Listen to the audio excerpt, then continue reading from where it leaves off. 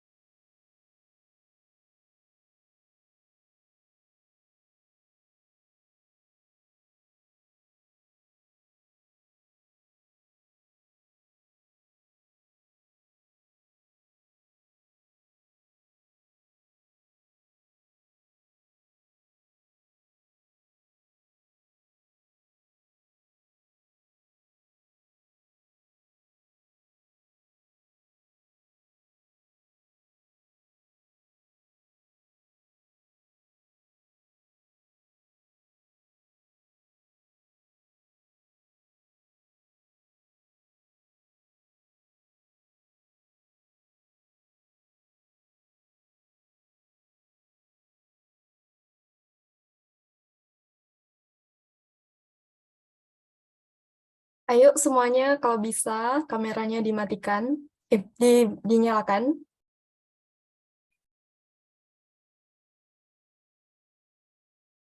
Ayo dinyalakan kameranya.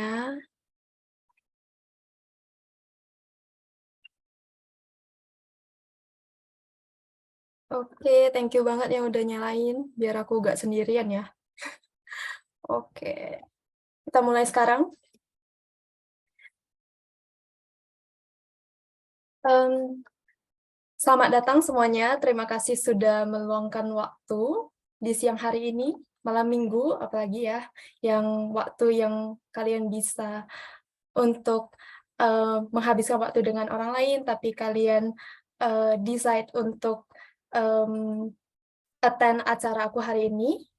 My first webinar, terima kasih juga sudah menjadi saksi dari acara pertama aku hari ini. Jadi hari ini aku mau bahas sedikit tentang strategiku untuk mendapatkan pekerjaan online di luar negeri Kita hari ini santai-santai aja. Kalau ada pertanyaan itu langsung ditanyakan dengan membuka mic atau bisa lewat kolom chat. Tapi sepertinya aku nggak bisa lihat kolom chat dengan langsung, jadi kalian bisa langsung open mic aja. Tapi pertanyaannya yang agak-agak ya, dengan yang pertanyaan yang sudah dijawab sebelumnya. Oke, terus kita mulai. Awalnya, kenapa sih kerja online di luar negeri? Yang pertama yang bisa aku bilang advantage pertama dari kerja online di luar negeri itu adalah gajinya. Karena saat aku lulus S1 di 2 tahun lalu, itu aku sempat apply beberapa pekerjaan di Indonesia dan aku menyadari bahwa gaji di Indonesia, apalagi untuk fresh grads, dan gaji di luar negeri itu perbedaannya lumayan signifikan, hampir 50% lah ya. Dan gaji memang adalah salah satu faktor utama aku kerja di luar negeri. Dan juganya kenapa online? Karena itu bayangin kalau kita perlu traveling dari rumah ke kantor setiap hari itu memerlukan cost transportation cost, uang bus, uang segala macam, terus uang akomodasi. Dan kalau kita kerja online itu cost untuk akomodasi, transportasi itu semuanya tidak dibutuhkan. Dan yang kedua itu kenapa? Itu karena sangat fleksibel, kita bisa kerja dimanapun sembari mencari passion. Passion itu adalah hal yang sangat ini ya teman-teman, dibingungkan oleh setiap orang, nggak setiap orang, cuman most of the people, karena orang sering bingung passionnya apa, terus mau kerjanya apa. Dan fleksibel ini dalam arti kita bisa kerja online, dan setelah kerja itu, karena waktu kita makin efisien, itu kita bisa sembari mencari passion kita, explore hal baru, atau mencari pekerjaan lain malah. Lalu, fleksibel ini sebenarnya menjadi bumerang juga ya buat aku, karena terlalu fleksibel terkadang tidak baik untuk time management, dan nanti aku akan bahas untuk lebih lanjut. Dan ketiga adalah menurutku kalau kerja online di luar negeri, pengalaman yang kita dapat itu lebih berkualitas. Dan apalagi kalau kita bekerja di negara maju, contohnya seperti di Eropa, negara-negara barat, pengalaman kita lebih berkualitas. Maksudnya gimana? Maksudnya contohnya seperti kalau kita bekerja di Indonesia, misalnya nih ada perusahaan, kita kerja di perusahaan Indonesia, terus kita melakukan hal yang salah, mungkin manajer kita akan langsung memaki-maki kita atau marahin kita atau langsung mengucapkan kata-kata kasar. Tapi kalau kerja di luar negeri itu mereka lebih profesional, teman-teman, karena bahasa yang mereka gunakan, cara penyampaiannya itu juga sangat profesional. Contohnya gini, serupa tapi tidak sama. Misalnya original kata-kata yang biasa kita ucapkan itu I told you this many times, please write it down. Tapi kalau misalnya dalam dunia profesional, itu mereka akan menggunakan cara penyampaian yang lain. Seperti I will recommend you if you can recommend all information so that you can use it in the future. Jadi benar-benar sangat berbeda. Dan ini berdasarkan pengalaman aku sendiri selama hampir 2 tahun bekerja di Eropa dan juga Malaysia. Aku merasa bahwa kata-kata yang mereka ucapkan itu benar-benar sangat profesional. Oke, kita next. Sekarang aku mau sedikit cerita tentang timeline aku, biar kalian melihat sendiri journey aku dari awal sampai akhirnya mendapatkan pekerjaan ini. Dan aku bisa bilang journey aku itu sebenarnya biasa, normal, bisa dilakukan, cuman ada sedikit tips yang mungkin kalian bisa apply di kehidupan kalian. Yang pertama adalah pada saat 2018 aku kuliah jurusan IB, International Business di Malaysia. Terus pas kuliah itu aku menjadi ketua klub badminton, terus aku sering mengikuti kegiatan sukarela sampai sertifikasi itu udah banyak banget di bidang desain, di bidang manajemen, sales, semuanya pokoknya ada. Kenapa aku ikut banyak sekali kegiatan? Karena aku benar-benar gak tahu fokus karir aku itu di mana. Jadinya ya udah ikuti semua kegiatan itu. Lalu aku juga ikut kompetisi badminton. Sebenarnya badminton itu gak relate sama sekali, gak ada kaitannya sama sekali dengan jurusanku dan untuk karirku menurutku. Cuman ya saat itu benar-benar ya gak jelas aja. Terus aku ikut kursus online menjadi asisten siswa dan lain-lain. Dan ini adalah sertifikatku, sebenarnya bukan untuk memamerkan, cuman ya untuk menunjukkan bahwa benar-benar saat itu aku benar-benar fokus karirku tuh sangat general dan tidak tahu mau kemana. Lalu pas tahun 2020, aku magang sebagai bisnis analis software di Malaysia. Awalnya tuh kenapa harus bisnis analis? Padahal bisnis analis itu sebenarnya untuk jurusan IT atau jurusan komputer yang berhubungan dengan IT. Dan itu karena bahwa aku menyadari jurusan bisnis itu karir path-nya benar-benar banyak, cuman semuanya general dan tidak spesifik. Contohnya aku belajar pelajaran hukum, pelajaran marketing, semuanya dipelajari, cuman tidak ada sesuatu spesifik yang aku suka. Jadi aku waktu itu search di Google, aku ada cerita juga di konten IG-ku, aku search di Google, terus aku cari pekerjaan yang paling memiliki yang over gaji sangat tinggi di kalau jurusan bisnis. Dan yang keluar itu bisnis analis, financial analis, sesuatu yang berhubungan dengan analis, dan akhirnya aku memutuskan untuk masuk menjadi bisnis analis. Kebetulan juga ada lowongannya. Dan modal keterima aku saat itu adalah pengalaman ketua badminton. Itu aneh banget soalnya badminton itu sama sekali nggak ada berkaitan ya dengan bisnis analis, sangat-sangat tidak berkaitan, tapi pengalaman ketua badminton aku yang menjadi komite itu sangat berpengaruh untuk aku keterima di sana. Terus kompetisi badminton, kebetulan pas di Malaysia dulu aku pernah menang kompetisi badminton. Sebenarnya bukan kompetisi yang besar banget, dia cuma kompetisi antar mahasiswa di Indonesia, tetapi nggak tahu kenapa manajer aku, HR-ku saat itu sangat tertarik dengan pengalaman ketua badminton dan kompetisi badminton ini. Dan faktor yang lain adalah sertifikasi. Ternyata mereka menyukai orang yang suka eksplor banyak hal. Itu. Tapi menurut aku yang paling mempengaruhi dari semua adalah latihan wawancara, teman-teman. Latihan wawancara itu sangat-sangat penting, dan saat itu aku latihan wawancara lebih dari 20 kali. Jadi yang aku lakukan saat itu adalah aku belajar apa itu bisnis analis, terus aku belajar jargon-jargonnya, API, segala macam yang aku nggak tahu. Lalu aku buka YouTube, terus aku cari question and answer for interview for business analyst, pertanyaan dan jawaban untuk interview business analyst. Lalu aku ketik semua pertanyaannya di Microsoft Word, itu kira-kira ada 7 pages. Aku masih ingat 7 pages, terus aku hafal semuanya. Lalu juga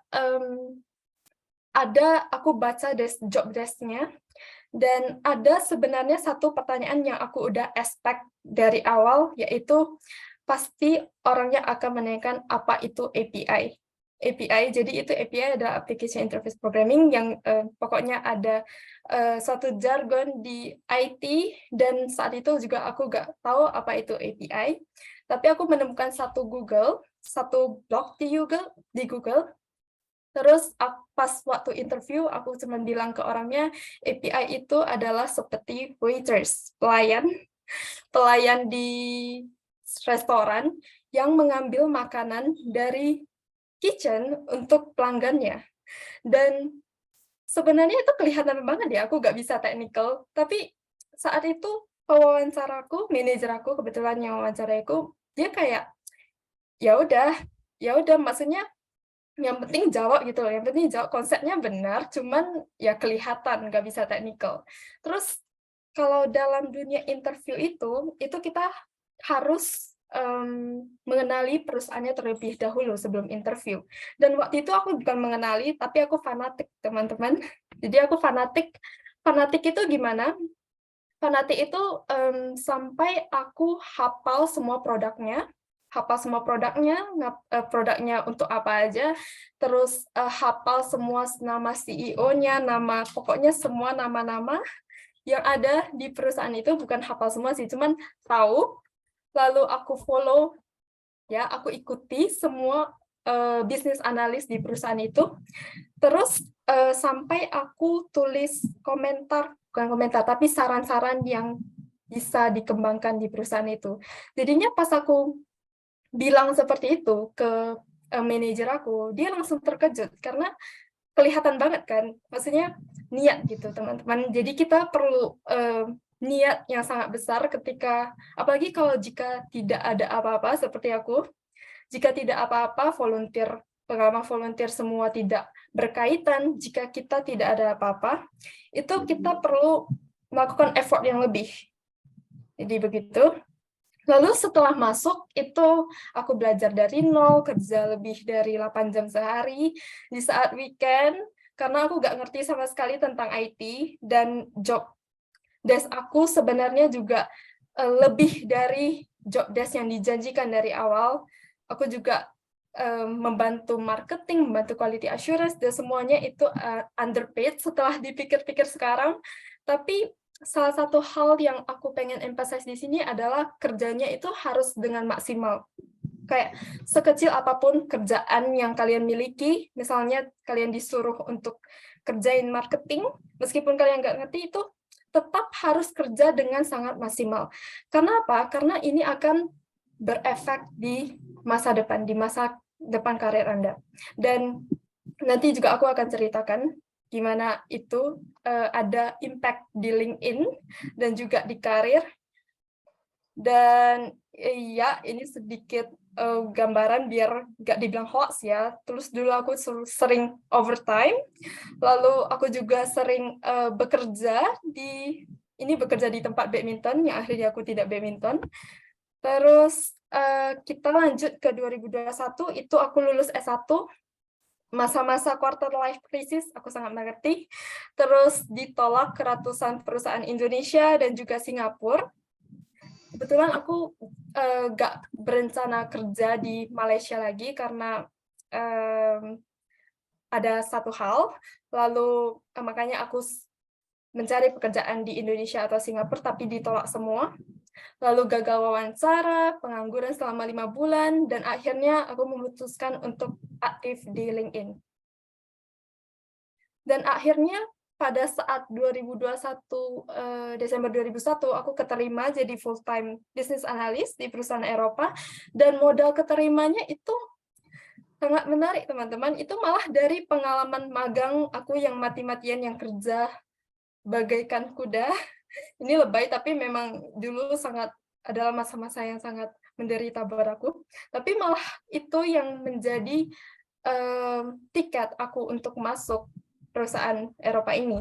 Dan juga yang kedua adalah LinkedIn.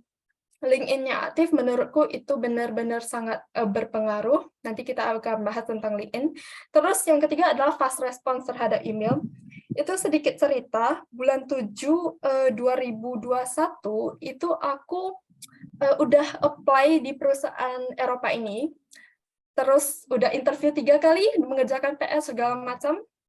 Terus udah 1 bulan kemudian, padahal aku udah yakin kalau saat itu aku pasti fix diterima, tapi nyatanya tidak, karena kata HR-nya mereka tidak lagi membutuhkan business analyst.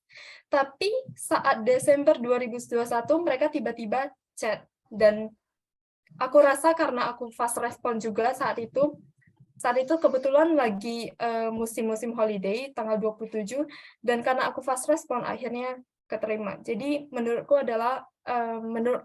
fast response adalah hal yang penting. Lalu setelah itu, sekarang dari tahun lalu sampai sekarang aku mulai S2, MBA di Taiwan sambil kerja full-time online. Dan mungkin menurut kalian semua itu gampang, cuman sebenarnya ada fakta tersembunyi dari full-time S2 dan full-time kerja online ini, meskipun di Instagram kelihatannya jalan-jalan terus ya. Tapi kenyataannya itu waktu tidur tidak teratur, makan tidak teratur, kehidupan sosial yang sedikit, semuanya stres, burnout, segala macam stres itu aku udah pernah ngalamin. Dan tapi gimana ya teman-teman, menurutku adalah usaha yang kita keluarkan itu memang harus sesuai dengan mimpi yang kita mau capai. Jadi usaha tinggi, mimpinya tinggi gitu. Jadinya ya udah, jangan komplain gitu loh. Dan menurutku adalah semua orang ada kehidupan idealnya masing-masing. Ada yang mau work-life balance, ada yang mau kerja lebih kerja lebih keras tapi hasilnya lebih keras, dan itu adalah tergantung keputusan dari kalian. Dan di sini aku mau emphasize bahwa tidak ada sesuatu yang mudah. Jadi kalau misalnya mau apply kerja dengan gaji yang lebih tinggi, itu usahanya memang harus tinggi. Dan ini adalah sebuah kutipan dari manajer aku dulu. Dia bilang bahwa ketika kamu tidak memiliki apa-apa, kerja keras dan dedikasi adalah keunggulan kompetitifmu dibandingkan dengan kandidat lain. Jadi seperti yang aku bilang pas waktu sebelum aku magang, itu aku benar-benar gak memiliki apa-apa, meskipun pengalaman sukarelawanku lumayan banyak, tapi tidak ada hal yang berkaitan dengan bisnis analis, teman-teman.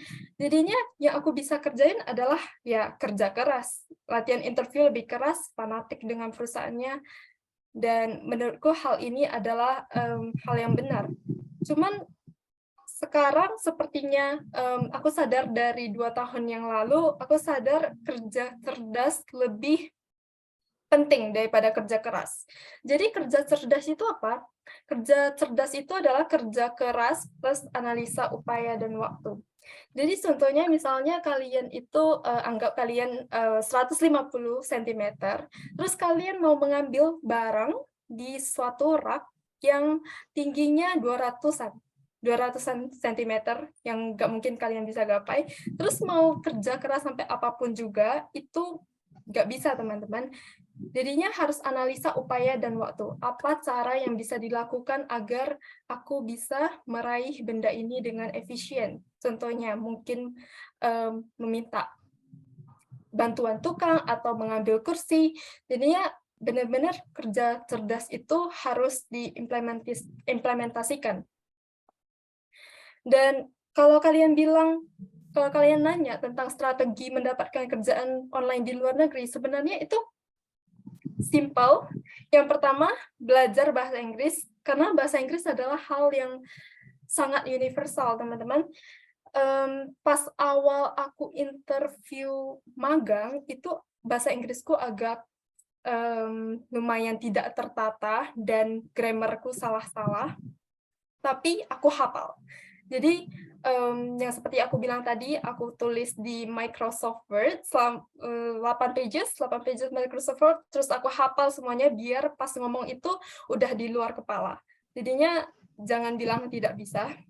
Terus yang kedua adalah isi template karir dari aku, karena di sana benar-benar udah aku susun dari pengalamanku selama tahun-tahun.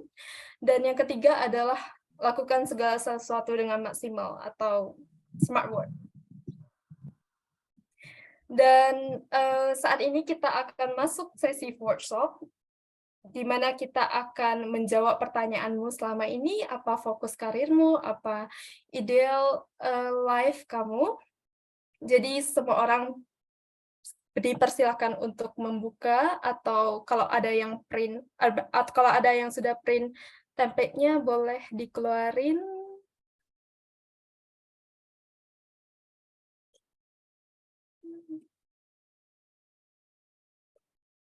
Semuanya hadir nggak ya? Semuanya hadir nggak ya? Kok nggak ada suara ya? Hadir, hadir. Oke, oke, mantap.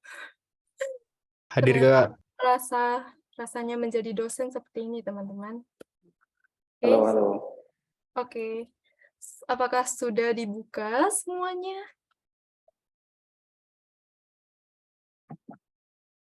Sudah. Oke. Jadi ini ideal career template yang aku buat sengaja karena sebenarnya aku banyak buku, teman-teman. Contohnya ini buku Dream Planner dari Mary Riana. Terus aku banyak buku Dream, entah buku Dream apa, karena bingung ya kan maunya di mana. Tapi aku tidak pernah menemukan template yang tepat, yang realistis gitu, teman-teman. Jadinya aku sengaja bikin ini biar kalian bisa lebih terstruktur arahnya mau kemana. Oke, kita mulai dari sekarang. Yang pertama adalah mencari passion. Jadi passion itu adalah sesuatu yang katanya kalau misalnya kalian bekerja sesuai passion, itu rasanya seperti tidak bekerja. Sebenarnya aku tidak, sampai sekarang passionku masih ambigu ya teman-teman. Jadinya aku nggak tahu kerjanya apakah rasanya benar-benar seperti itu. Jadinya makanya aku sangat cemburu bagi kalian yang mempunyai passion. Jadi sekarang coba pikir-pikir apa passion kalian di dalam hidup. Contohnya seperti mungkin passion kalian adalah menggambar, mengajar, atau menganalisa, apapun itu, pokoknya tulis saja di kolom ini. Waktunya 4 menit, apakah cukup?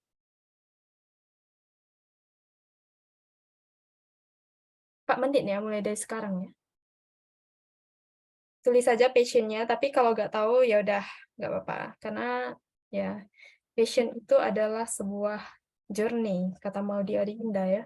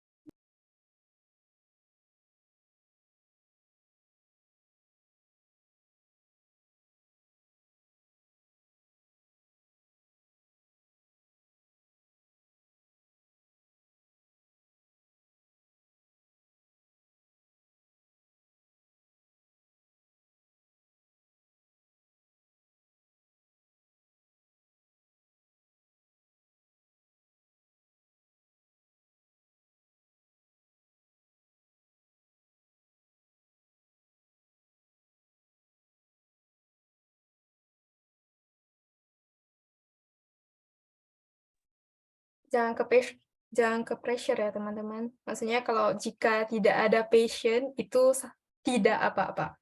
Tidak apa-apa.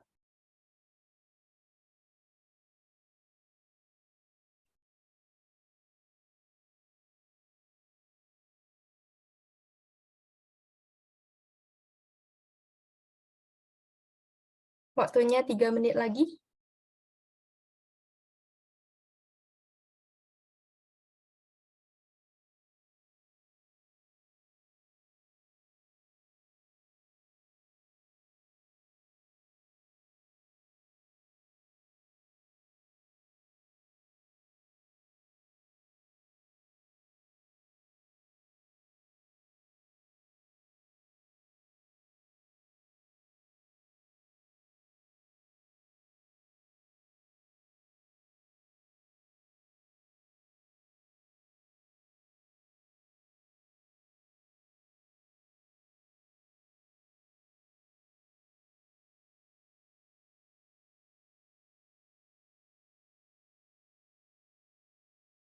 Kalau ada pertanyaan langsung ditanya aja ya.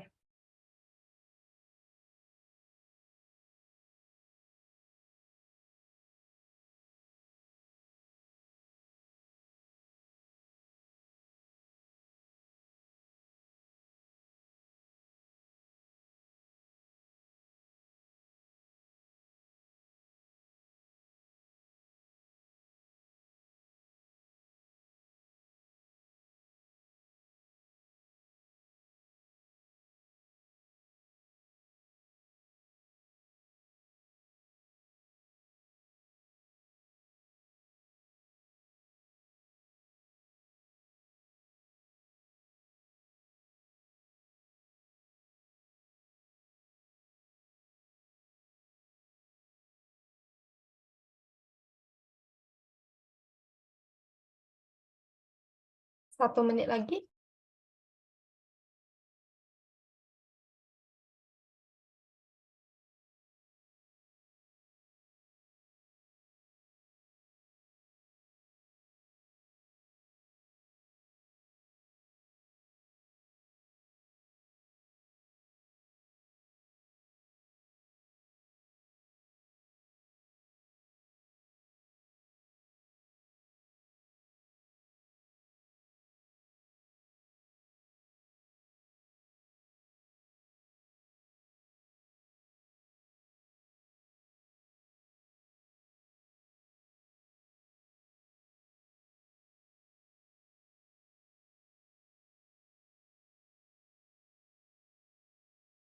Oke, waktunya sudah habis.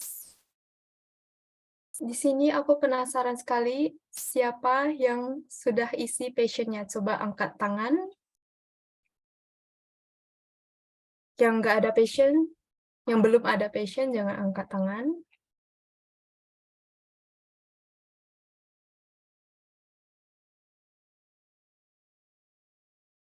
Oke, Dean, Edward.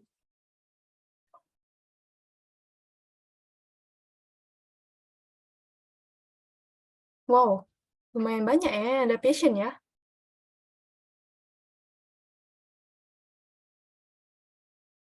Mantap sekali kalian. Ada yang mau share nggak passion-nya apa? Penasaran nih? Sharing. Sofia? Halo, Ya, halo. ya, oke, boleh deh. Ya, passion-nya Em, apa nih? Menurutku, passionku itu adalah aku suka sharing, terus aku seneng kalau misalnya aku bisa bantu orang, terus aku juga suka nulis, terus aku suka content creating, sama aku suka mendesain hal-hal yang estetik gitu. Itu Mantap, dari aku. mantap sekali. Thank you untuk sharing-nya. Sharing to others. Sebenarnya passionku itu juga, cuman sampai sekarang tuh aku belum mengerti. Maksudnya aku tidak ada spesifik cara bagaimana untuk share ke orang lain.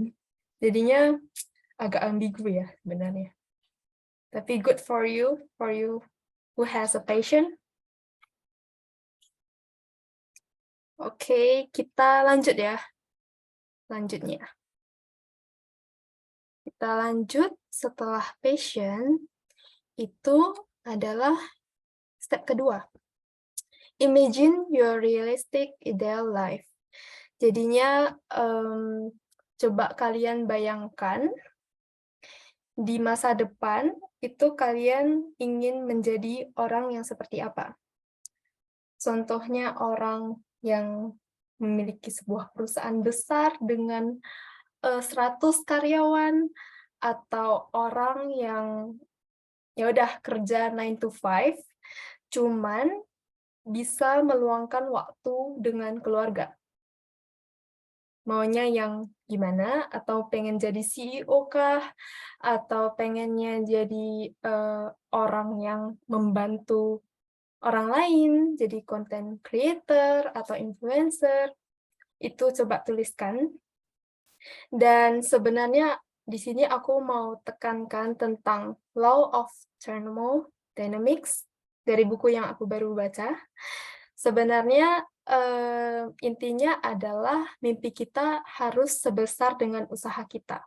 Jadi ketika kita udah set realistic ideal life kita, itu usaha kita harus sebesar apa yang sudah kita set. Jadi begitu kira-kira intinya. Oke, waktunya 5 menit. 4 menit deh ya. 4 menit atau 5 menit? 5 menit kali ya. Oke, silahkan diisi.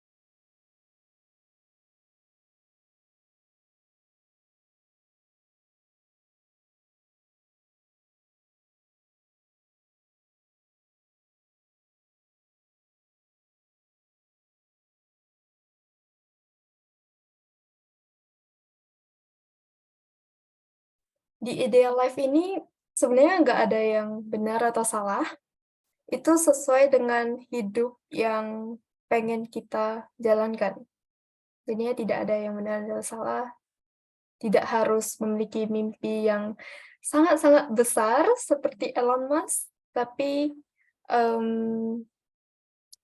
kamu harus bisa mengerti diri sendiri apa kehidupan yang ingin kamu capai. Waktunya 2 menit lagi.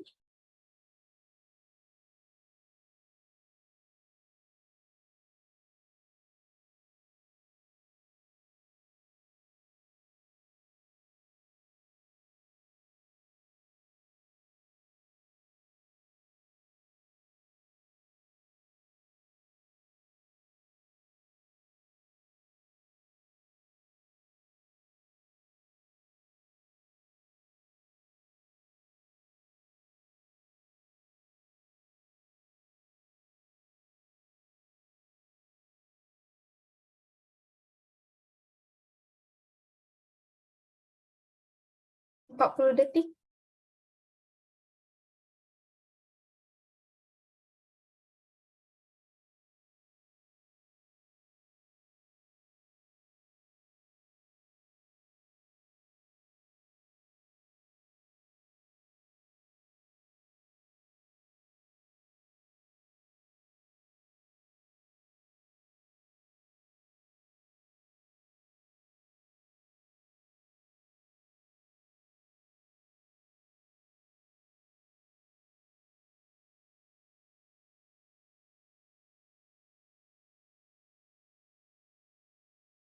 Oke, waktunya sudah selesai. Semoga kalian memiliki cukup waktu untuk mengisi bagian ini. Ada yang mau sharing nggak? Realistic ideal life kalian itu seperti apa kira-kira?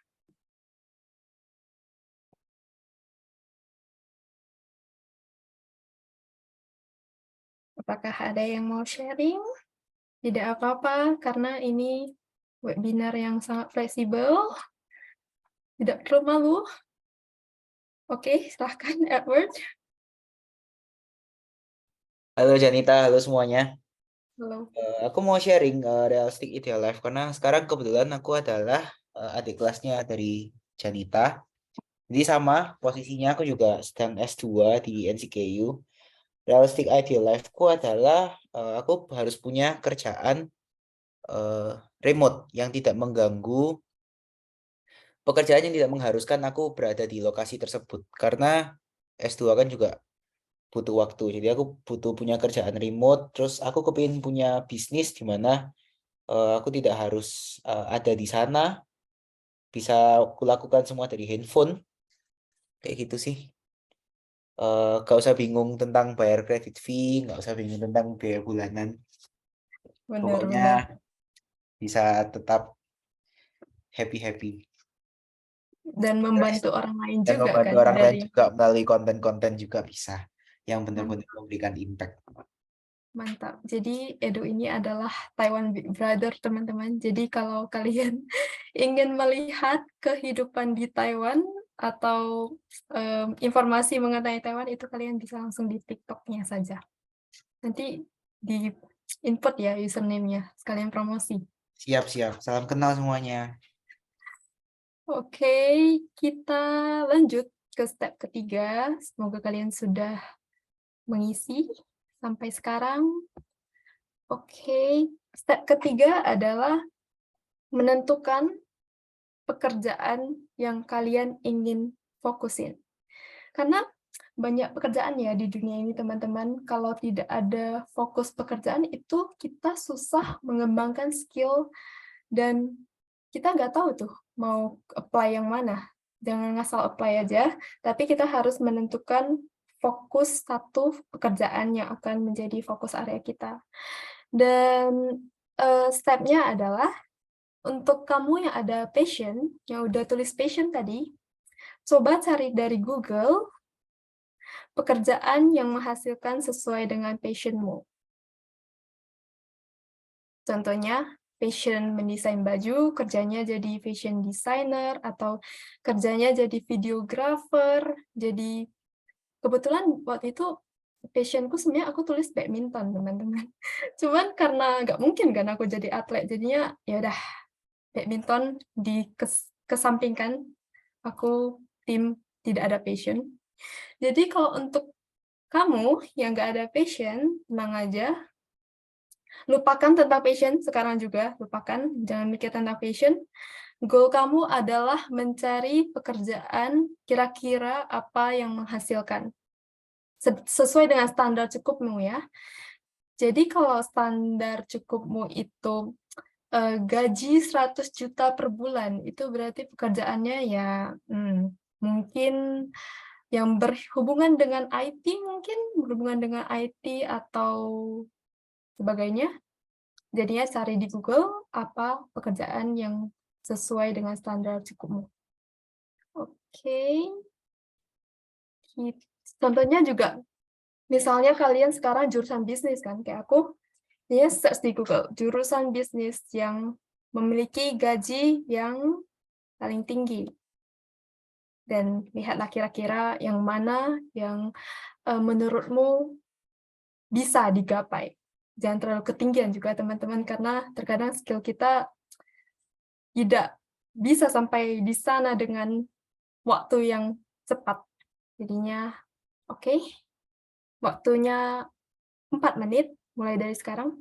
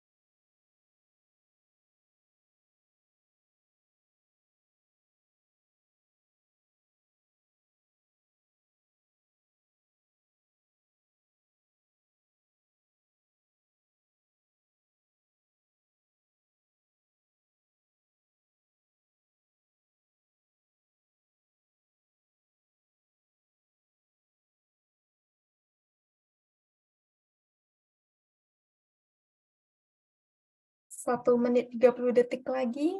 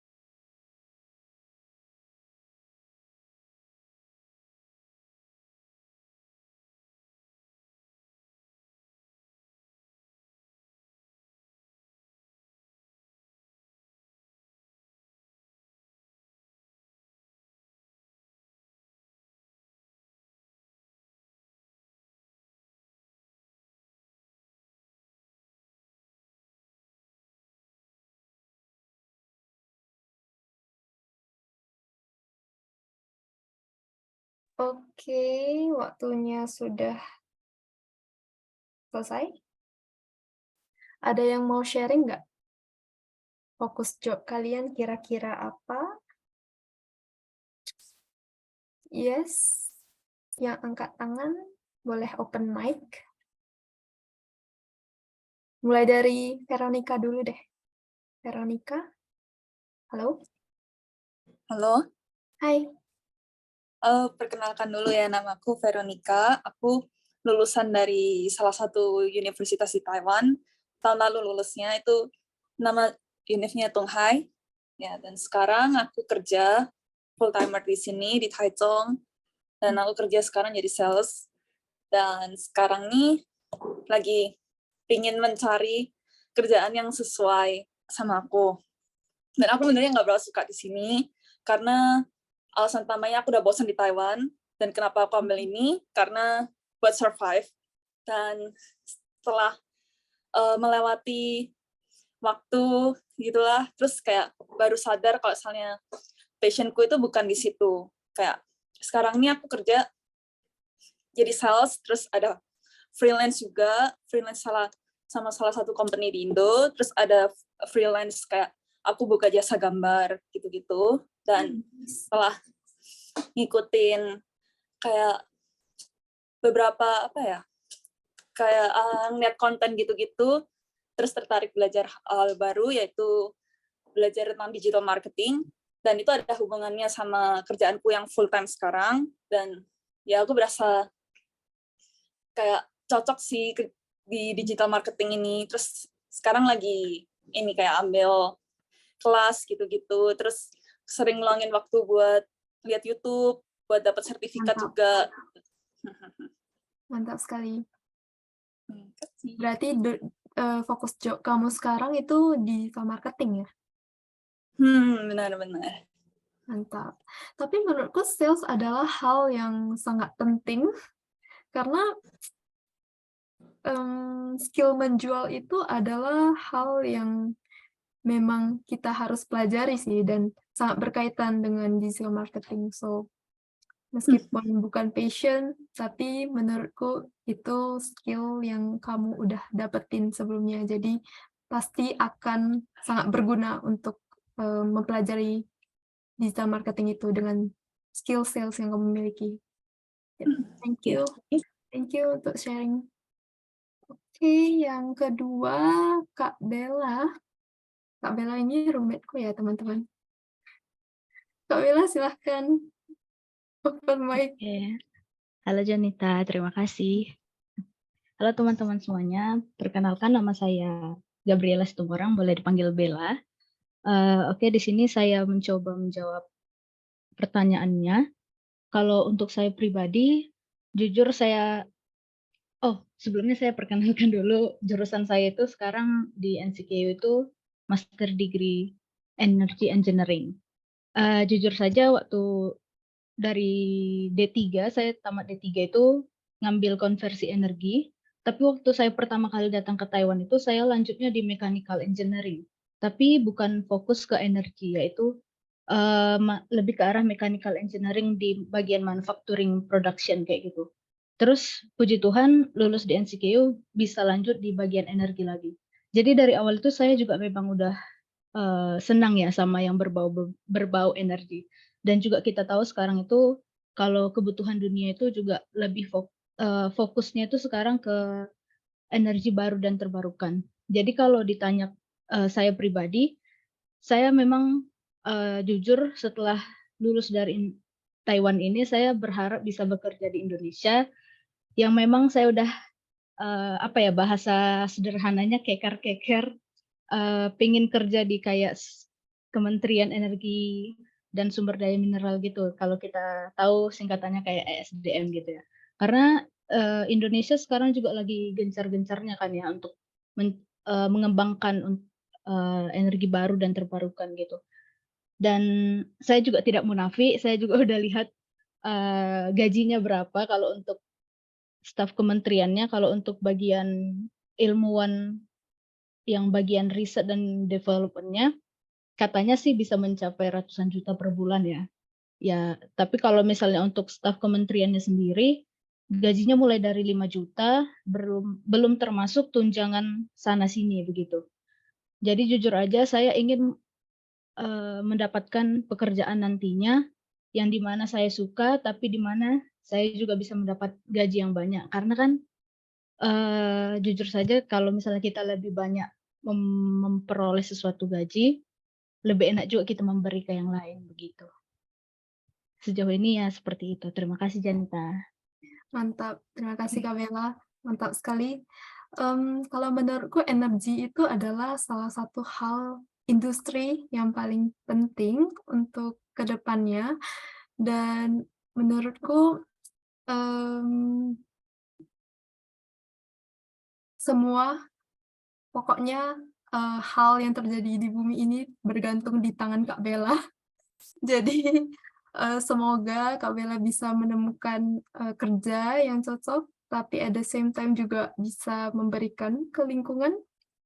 Dan ya, Kak Bella ini sebenarnya inspiring sekali ya teman-teman. Sedikit cerita, itu tiap hari pergi ke lab, pagi-pagi, bahkan tidak ada waktu libur, terus pulangnya selalu malam, tidurnya tengah malam. Jadinya ya di sini kita bisa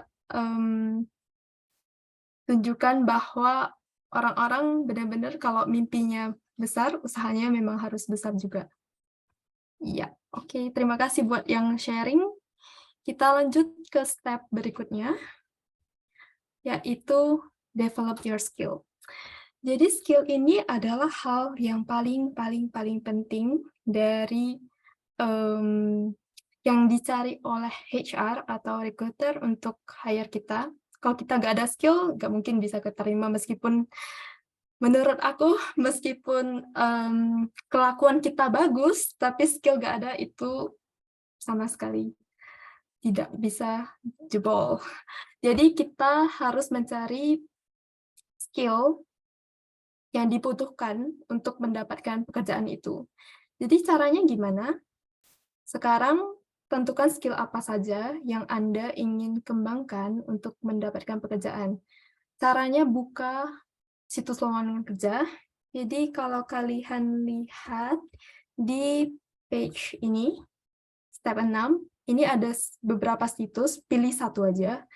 Mungkin bisa pilih, terserah kalian mau pilih apa, cuman biasanya aku pakai Jobstreet sih. Jobstreet, lalu cari pekerjaan yang kalian mau, terus lihat apa pengetahuan atau standar keterampilan yang harus dipenuhi untuk mendapatkan job itu. Begitu. Oke. Kalau sudah lihat, kalian tentukan skill yang saya mau pelajari atau kembangkan adalah, boleh diisi, gampang ya teman-teman, tinggal buka Google, terus cari Jobstreet. Mungkin aku demonstrasi sedikit kali ya. Bentar. Jobstreet. Terus klik lowongan kerja. Maaf ya kalau kecepatan. Boleh dibilang aja biar aku tidak cepat banget. Oke, baru contohnya kerjaan apa ya? Digital marketing deh. Digital marketing, terus kita klik, terserah sih mau yang mana, cuman kalau bisa yang di perusahaan besar ya, karena oke, mungkin ini ya, ini kan ada requirement-nya, terus job desk-nya juga. Kalian lihat kira-kira apakah kalian bisa memenuhi requirement itu. Kalau terlalu tidak mungkin, contohnya membutuhkan 10 tahun pengalaman, itu skip aja, karena ya itu terlalu lama ya. Dan kayak gini, CSS, HTML, terus Adobe, kayak ini masih bisa. Kita harus mempelajari ini semua. Contohnya kalau yang digital marketing magang itu, Jan, yes, screen lo. oh, Gak kelihatan ya? Wait, bentar. Udah kelihatan sekarang? Ya, thank you. Oke, sorry. Kalau ada gangguan, bilang aja. Soalnya nggak tahu. Thank you, Cek Ursula. Kita lihat job street, lalu kita buka kualifikasinya. Contohnya ini, internship digital marketing, bisa menggunakan aplikasi desain. Di sini berarti kita harus belajar desain, aplikasi desain. Apa aplikasi desain? Contohnya seperti Figma, Adobe, atau yang lain, dan juga editing video. Oke, waktunya 4 menit kali ya. 4 menit, mulai dari sekarang.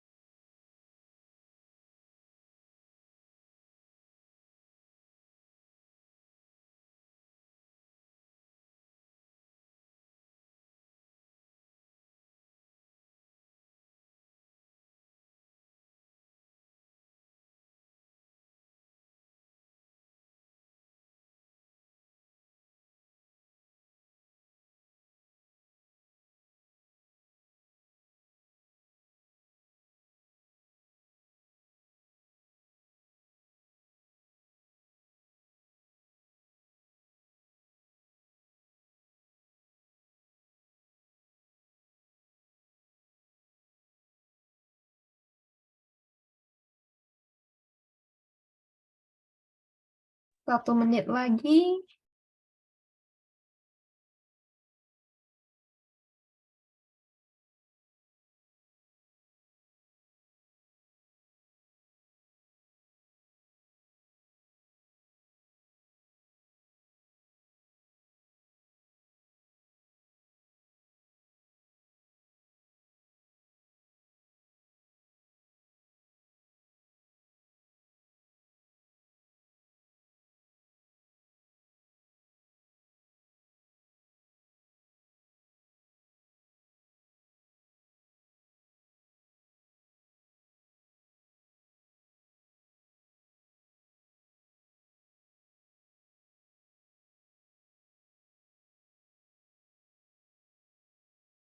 Oke, semoga kalian sudah tulis skill apa yang kalian mau pelajari atau kembangkan. Karena waktunya terbatas, jadi kita agak bisa sharing-sharing lagi. Tapi aku yakin kalian semua pasti udah tahu apa hal yang ingin kalian kembangkan. Oke, jadi yang kedua adalah belajar. Ini aku ada tuliskan bagaimana cara mempelajari skill itu. Yang pertama itu bisa dari pembelajaran online seperti Coursera, Udemy, dan sebagainya. Sebenarnya banyak sih. Terus belajar melalui workshop, atau melalui volunteer, atau melalui magang, kayak aku dulu. Magang sebenarnya adalah cara pembelajaran yang paling efektif menurut aku, meskipun terkadang underpaid ya, tapi pengalaman yang kalian dapat itu benar-benar sangat berharga. Terus belajar melalui buku atau menonton tutorial. Oke, yang step kelima adalah build your CV. Sebenarnya CV itu adalah hal yang paling penting juga. Selain skill ya, CV itu hal yang paling penting, gimana cara kalian menjual diri kalian di dalam dunia kerja. Sebenarnya aku kemarin sempat mau bahas tentang ini juga, tapi sepertinya aku bisa bahas CV lebih dari sejam. Jadinya mungkin webinar selanjutnya aku akan bahas tentang CV. Karena dulu juga CV aku sering direview oleh orang, dan aku merasa itu adalah sangat berguna buat aku. Dan step ke-6, setelah CV oke, skill oke, itu barulah kalian apply pekerjaan itu. Oke. Next, kita akan... Udah selesai. Ini adalah akhir dari sesi 1. Akhir dari sesi 1, jadi sesi 2-nya akan mulai 15 menit dari sekarang. Dan aku yakin sekali di sesi 2 itu kalian akan mendapatkan hal-hal teknik yang belum kalian dapatkan sebelumnya, yaitu optimisasi LinkedIn. Aku belajar LinkedIn itu udah lumayan lama, nggak gitu lama, cuman aku belajar dari seminar, belajar dari YouTube, dan belajar dari bahkan ada reviewers LinkedIn juga yang pernah review LinkedIn aku. Dan di sini aku benar-benar mau membagikan semua hal yang aku tahu di sesi kedua. Oke, berarti kita akan kembali di jam 3.20. 3.20 berarti 2.20 WIB. 2.20 WIB atau 3.20 WIB. In the meantime, kita akan mengirimkan form evaluasi untuk sesi 1. Mohon untuk diisi. Oke.